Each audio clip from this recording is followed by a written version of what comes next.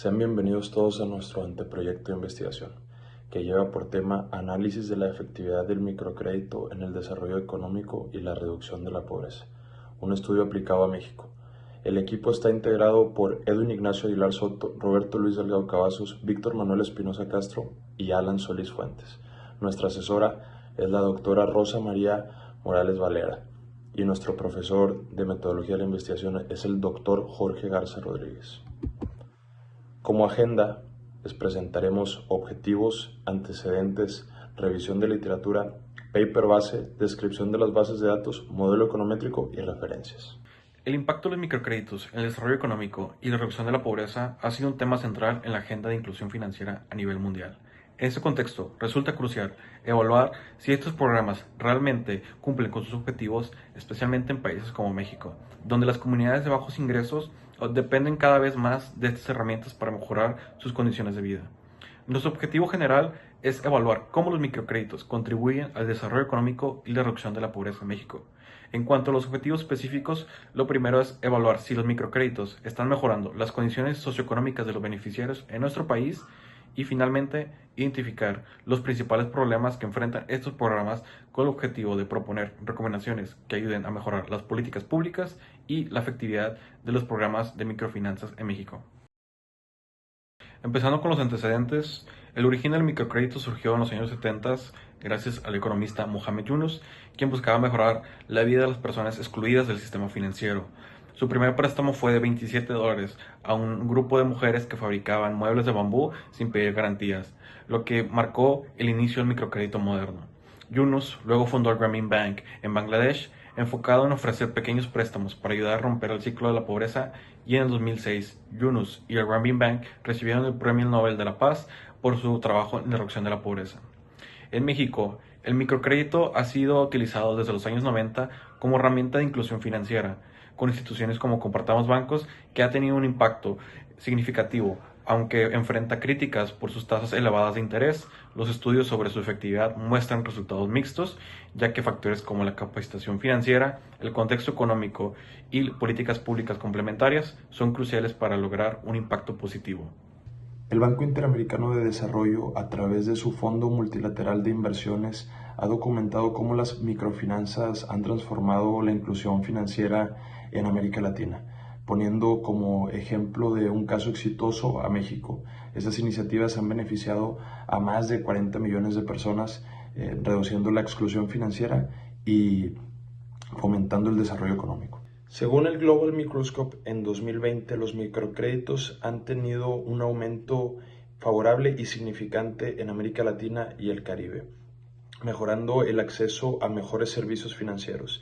Esto para México ha tenido un entorno regulatorio favorable, ya que ha facilitado al crecimiento de microempresas y microempresarios al tener acceso a este capital que antes no se tenía, esto contribuyendo mucho en la reducción de la pobreza. En esta gráfica vemos que hay una tendencia a la baja entre el uso de microfinanzas y la pobreza. En el eje Y tenemos el índice de pobreza, que muestra el porcentaje de personas que viven por debajo de la línea de pobreza. En el eje X medimos la cantidad de microfinanzas utilizando el Gross Loan Portfolio per cápita. Esto significa que a medida que se distribuyen más préstamos de microfinanzas, la pobreza tiende a disminuir. Esto sugiere que las microfinanzas pueden ayudar a reducir la pobreza, especialmente en países de ingresos medios y altos. Sin embargo, en países de bajos ingresos el efecto de las microfinanzas es menos claro. El primer estudio investiga la relación entre las microfinanzas del Banco Grameen y el crecimiento económico en Bangladesh. Utilizando modelos econométricos como OLS y BSM, los resultados muestran que tanto los préstamos como los depósitos contribuyen al crecimiento económico a largo plazo, especialmente en áreas rurales. El segundo estudio se enfoca en determinar el tamaño óptimo de los grupos de microcrédito para minimizar el riesgo de incumplimiento. Se encontró que el tamaño ideal es de 5 personas. A medida que los grupos crecen, los beneficios disminuyen, lo que sugiere que el microcrédito es más efectivo en grupos más pequeños. El tercer estudio evaluó el impacto del microcrédito en áreas urbanas de México, comparando préstamos grupales e individuales. El cuarto estudio analiza la eficiencia operativa de las instituciones microfinancieras, IMFs, en Bangladesh. concluyendo que aunque la mayoría son autosuficientes, deben reducir sus costos operativos y mejorar la productividad para ser más eficientes. Utilizando un análisis de regresión múltiple, se observó que la autosuficiencia no necesariamente significa eficiencia máxima. El quinto estudio investiga el progreso social de Bangladesh en comparación con otros países de ingresos similares, utilizando regresiones OLS para analizar indicadores de educación, salud y reducción de la fertilidad. Los resultados muestran que Bangladesh ha logrado avances significativos en desarrollo social a pesar de sus desafíos económicos y problemas de gobernanza. El sexto estudio evaluó el impacto del microcrédito en Marruecos mediante un experimento controlado aleatorio, RCT, aunque se observó que algunas familias pudieron invertir más en negocios y acumular activos, no hubo cambios significativos en consumo o ingresos a corto plazo, lo que sugiere que el microcrédito no siempre produce transformaciones económicas profundas. El séptimo estudio analiza el impacto del microcrédito en los microempresarios del Centro Comercial Galerías San Juan de Pasto, Colombia, entre 2019 y 2023. Aunque no se encontraron diferencias significativas en los conocimientos financieros de los empresarios entre estos años, sí hubo una correlación positiva entre el conocimiento financiero y la gestión adecuada del microcrédito. Sin embargo, muchos empresarios continúan dependiendo de sus propios fondos, lo que refleja una falta de educación financiera. El octavo estudio evalúa el programa del microcrédito de Compartamos Banco en el norte de Sonora, México, entre 2009 y 2012. Enfocado en su producto Crédito Mujer, los resultados muestran un aumento en la toma de préstamos, especialmente en el grupo de tratamiento, pero no se observan cambios significativos en los ingresos o el bienestar social. El noveno estudio explora cómo el microcrédito puede combatir la pobreza y mejorar las vidas de personas de bajos ingresos a través de servicios financieros accesibles. Aunque el microcrédito ha facilitado la creación de pequeños negocios y empoderado a las mujeres, su impacto en la reducción de la pobreza y el aumento del consumo ha sido limitado y varía considerablemente según el contexto. De los siguientes 3 artículos analizados, vamos a destacar el impacto positivo que tuvo el microcrédito en la economía. Esto lo habla cada uno de los artículos y cada uno comparte elementos claves que se alinean con nuestro tema de investigación. El primer estudio realizado en Brasil revela que el acceso al microcrédito facilita a la salida de la pobreza, especialmente entre quienes tienen un mayor nivel de educación y también activos productivos. Esta investigación usando el modelo logístico para demostrarlo. Por su parte, el segundo artículo resalta cómo los microcréditos no solo fomentan la inclusión financiera, sino que también mejoran los ingresos a las pequeñas empresas.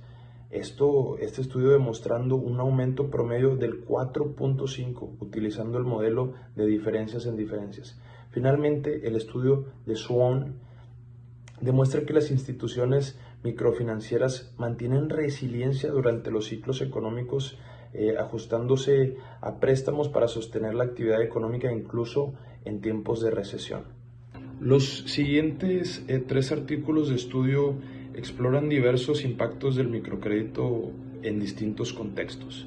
En el primero podemos ver que en Armenia investigan cómo la diversificación geográfica afecta el riesgo de crédito, esto en las instituciones microfinancieras, y concluyen que la descentralización no siempre reduce los riesgos de crédito, pero una mejor gestión interna es esencial para mitigarlos. En el segundo artículo vemos cómo en Mongolia examinan el impacto de los préstamos conjuntos y los individuales en áreas rurales, aquí encontrando que los microcréditos grupales impulsan al emprendimiento femenino y esto mejora al consumo de alimentos, aunque no genera diferencias significativas en los ingresos del hogar. Y ya finalmente, como último artículo, en Malasia analizan cómo los microcréditos benefician a las microempresas, esto revelando que las condiciones del préstamo, como las tarifas de gestión y el plazo, influyen en el desempeño empresarial.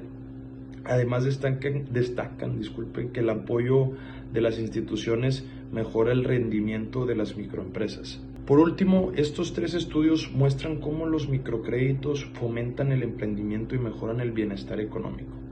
El primero, en Pakistán, concluye que los préstamos mejoran el ingreso y el bienestar entre mujeres rurales. En cambio, el segundo, en Perú, destacan que los microcréditos fortalecen ingresos y activos fijos, incluso en tiempos difíciles. Finalmente, Meyer y Meyer analizan que los países BRICS muestran que el emprendimiento financiado con microcréditos impulsa el crecimiento económico. Esto muy valioso para nuestra investigación.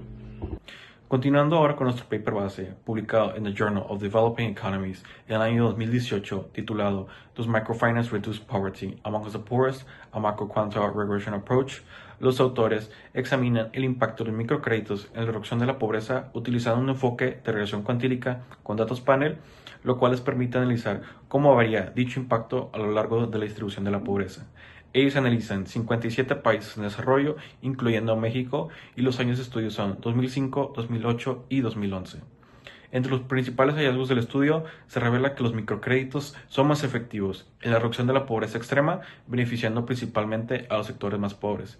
Su impacto varía según el nivel de la pobreza y factores como el crecimiento económico y el acceso al crédito formal.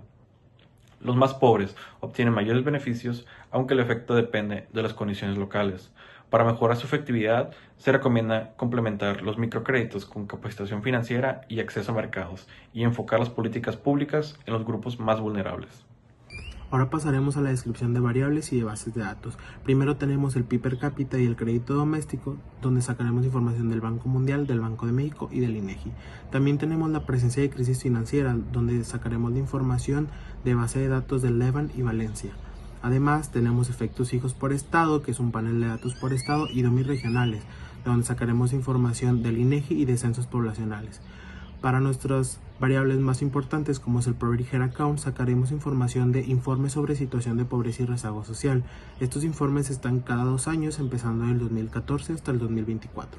Y para nuestra variable de microfinanzas, utilizaremos información de Banxico como indicadores básicos de créditos y microcréditos, además que obtenemos información pública de bancos dedicados completamente al microcrédito, como lo es Compartamos Banco.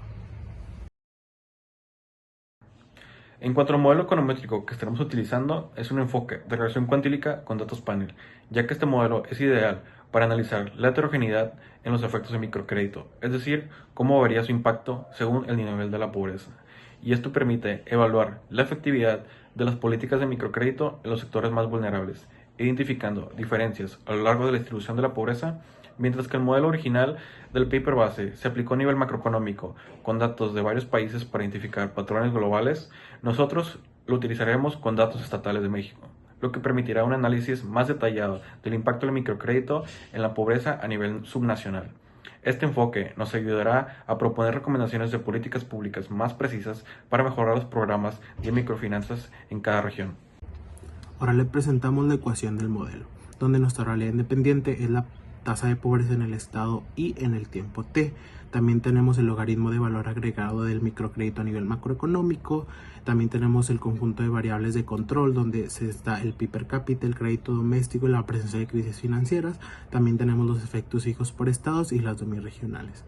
Ahora, anteriormente se planteaba el modelo donde se dividía por cuantiles. Por suerte, en México la pobreza se mide multidimensionalmente, por lo que nosotros también lo haremos así, con pobreza moderada, pobreza extrema, vulnerables a carencias sociales, vulnerables por ingresos y no pobres y no vulnerables.